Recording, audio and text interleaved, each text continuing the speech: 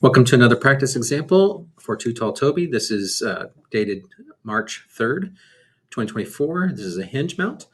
This one's fairly easy in IronCAD. We'll do pretty much drag and drop on everything, except we'll use a modified sketch to cut this angle here in the end because it has a fillet that covers both of these pieces of this boss extrusion out here and the back piece.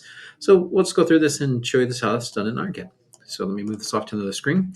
And some of the dimensions we're going to start off with is basically the back block. So we'll click down to a block feature here or an extrude feature, and we'll go ahead and set the values for this. So we know it has an overall length of 222. It's got a thickness of 20, and it's got a height of 130. So that's kind of the foundation for our model. Next, we're just going to build this end piece here. So we'll go ahead and just drag up another feature, a block feature. And we're just going to line this up and then set the value. So we'll align this to these outer edges here. And then we can just adjust these values. So we know it needs to be 46 high, and it's going to be, the width of that is 28. So we'll set that. And we know this outside distance is 33. So we can either right click on this handle and edit distance from point, or you can pull this handle back. So I've done that before, edit distance from point. I'll just show you another way. So we just pull it back to the bottom, our back edge. Then we can edit this handle, making that a value of 66 is the total value. So, but we actually know there's a round on this, so we need to subtract the distance of that, or the radius of that. So it's 66 minus 23 for the radius. That puts us in our exact position there. So we can place it like this, and then we can simply just add on a cylinder, an H cylinder here, drop it right on the center point. That allows us to quickly snap up to the center. We can either pull these or flip it. It doesn't matter. In this case, I'll just pull this back handle, hold my shift key down, snap to this back edge, and do the same for the front to align that. So that kind of gives us our two features there. And then we can position a copy of this, or we can mirror it. There's multiple ways to do it, but I'll just use the tribal to do this. It's handy. I just move my tribal to the reference edge, lock it down, and I can just move it over to the other edge. And I'm right clicking and dragging, and I can just make a linked copy or just a copy of it either way. It doesn't matter. So that's a simple way to create that shape on both ends. And then we can simply drag and drop another cylinder out here onto the center point, which is the rod here. So we know it has a 21 diameter on that, and we want to go all the way to this other face, so I can snap it to that face, or I can just right click and do extrude to next, and it's going to go one more face out to get to the other side. So that gives us the basis for that shape there. Next, we'll put our cylinder on this end. So again, we'll do the same thing. We'll drop a cylinder here, snap it up to the top, and then we just simply snap these handles to get it to a line. So I can pull this back handle, snap it to that location, and I can do an extrude to or whatever, just to get it back there. So I just snapped it to that side. So now we've got that aligned there. We can go ahead and drop our through hole onto this part and the center point. And our through hole diameter is 22. And then we can rotate back to the other side, or I can drop it from here if I like, because I can still get that edge on the other side. Doesn't really matter, but I'll rotate so you can see it.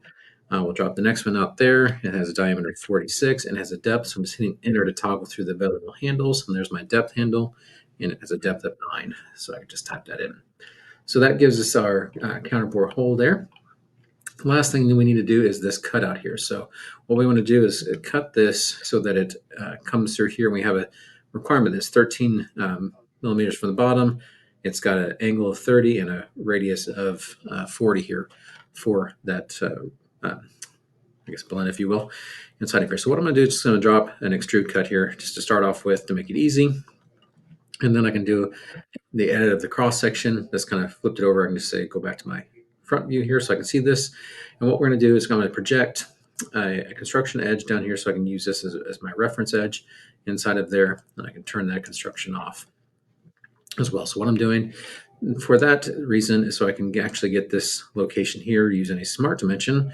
I'm going to pick this point and pick that edge, and I can drive that down to be 13 from there. So that's my starting point from there, and then I can just move this over right to that location. So I'm maintaining my length there. If I want to, I can put a horizontal on this as well to maintain that, or fix that if you want so it doesn't move around inside of there. So that's our reference location there. So it's 13 from there, and then I can just build out the rest of this geometry. So I know this is my geometry going up, and I'm going to have a line up here at the top, and we don't need this angle or this line here because that's not the one we're going to use. We're going to use this one here for our angle. So we're going to put an angle dimension on this. So we use that smart dimension tool, select this line and this line, We want to set that angle to be 30 for that. So let's go ahead and set that value to be 30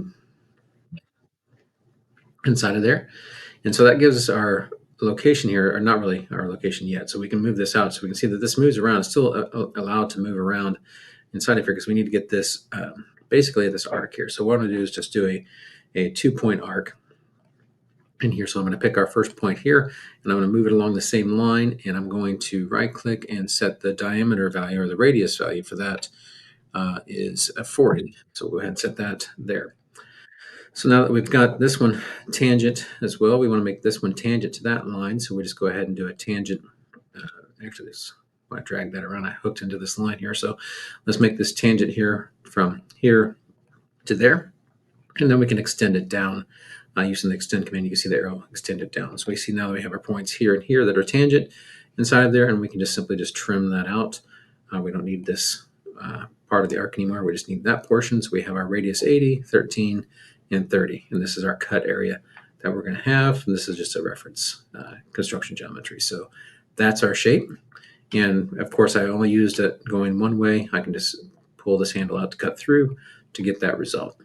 So that's essentially how you can build that shape there, because you can't use, there's no straight edge to get both this blend on here. So you have to use some sort of cut to get that.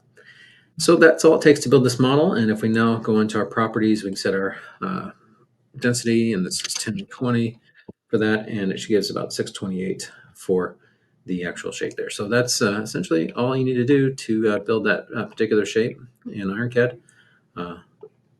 Hope you guys enjoyed.